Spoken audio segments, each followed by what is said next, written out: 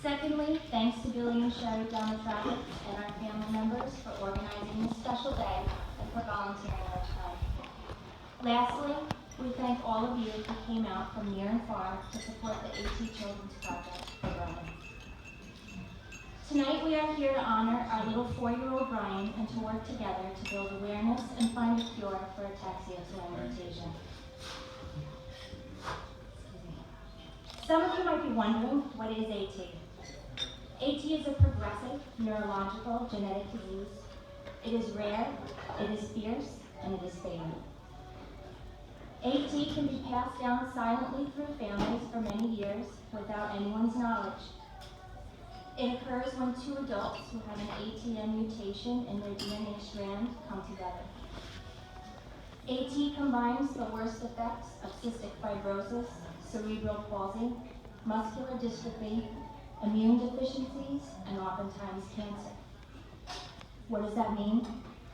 It means that our beautiful and perfect Brian will slowly lose his ability to walk and eventually be confined to a power wheelchair.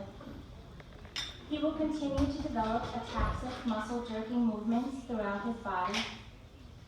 He will continue to develop telangiectasias, or the large red veins in his eyes, and he will eventually lose his ability to read, something he loves to do. Brian's immune system will suffer and he will become susceptible to all germs around him, which may put him at such risk that he will need what is called IVIG treatments, which are 3-hour infusions once per month to keep his immune system strong. He has had to do this once, and I can assure you it is not easy. He will lose his ability to eat and he will need a feeding tube. His voice will become slurred and difficult to understand. He will continue to struggle with controlling the saliva pooling in his mouth. While Brian's body fails, his cognition will stay intact. He will always remain smart. He will always know what's going on around him, even when it looks like he does not. As a parent, this diagnosis has crushed my heart, and that is an understatement. All of my hopes and dreams about what the future holds for Brian and our family have been smashed. I hold my picture-perfect baby, and I can't believe that our time together will eventually be cut short. I think about all that Brian will have to manage and the challenges he will face, and my heart aches. I feel a desperate need to fix it and save him, but I am helpless. He is spunky and innocent and carefree and happy. I pray that he can stay that way as long as possible. I pray for a cure. I pray for at least a treatment. I hold on to hope. We make the most of each and every day. Our goal remains smile often, laugh a lot, and make happy memories. People often ask, how is Brian doing? We always nod, smile, and say fine. I simply describe it as mountains and valleys. I don't often get into the details about how I can already see a difference in how he moves when he is running with muscle-jerking arms and extra drool.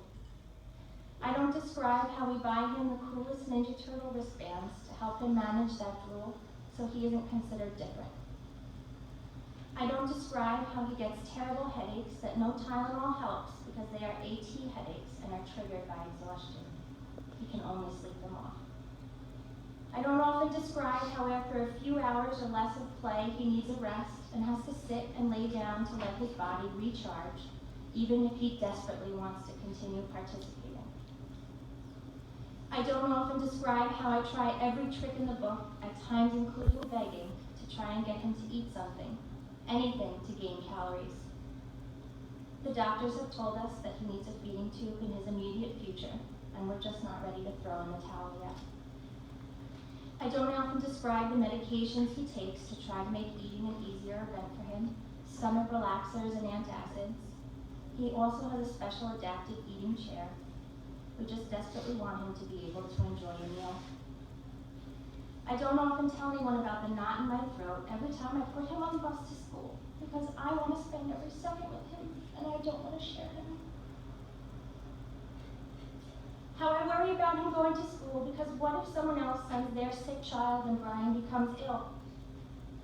It takes him so much longer to recover. He fights so hard, but after 5 days of green mucus or infection, we have to start antibiotics again because his immune system just can't handle it. How simple strep throat put Brian in the emergency room once. I don't describe how it feels like we live at Columbia Hospital, always visiting Brian's team of doctors every 3 months, which of course is always on different days. How Brian has asked us while driving over the George Washington Bridge, "The big city again? Is Brian sick?" We dodge that bullet and explain that he is so special that everyone wants to meet him. I don't describe how much I myself hate going to Columbia Hospital every 6 months so I can be checked via MRI and ultrasound for breast cancer. Being an AT carrier puts me at higher risk for that. We avoid sharing all that on a day-to-day basis, but that's what we're here today to talk about it because it's there and it's real. It's been a little over a year since the words ataxia telangiectasia have come into our lives, and not a second goes by that I'm not angry. My baby doesn't deserve this, nor do the roughly 500 children or less living with AT here in the United States, about 1,000 worldwide. Just this year alone, Olivia, Joe, Sam, and Pasquale have lost their battles with AT. Each piece of this news rattles us to the core. Our timeline with Brian is unknown, and with each child's passing, we are reminded of that. That's where the AT Children's Project comes into this picture. They fuel our hope. Brad Margus founded the AT Children's Project when 2 of his children were diagnosed with AT.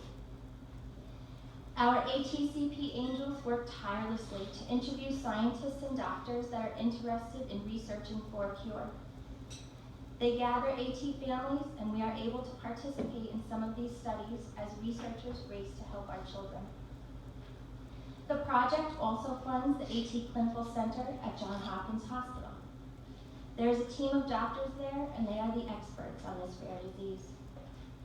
Every 2 to 3 years, Brian will visit them, and they will provide a free and thorough analysis of his disease progression, thanks to the AT Children's Project. We will visit them this November to discuss his current feeding needs, and they are always available to us and Brian's doctors, our medical angels. ATCP uses the funds that we've raised and donated immediately. We were personally able to participate in a non-invasive cognition study in Boston because the more they learn about the AT brain, the better. They are currently fueling a few projects. One, for example, is looking at gene therapy, where they remove a part of the mutated gene, fix it, and put it back. The body won't reject it because it comes from the body itself. They're also working hard to raise $1,500 per child to have blood work from 500 children sequenced, so the scientists can examine and compare each child's mutation and genomes. They believe the secret to stopping or slowing the progression of this terrible disease lies in the DNA strand itself. That gives us hope. When Brad founded ATCP, no one knew anything about the mutated gene that caused AT. With his perseverance, they have come so far and now understand so much more about this very important problem. But AT is still tricky. It displays itself so differently within each child. We need to learn more. We need to study it more. We need more information so that we can save Brian, or at least preserve his quality of life. And that's what today is about.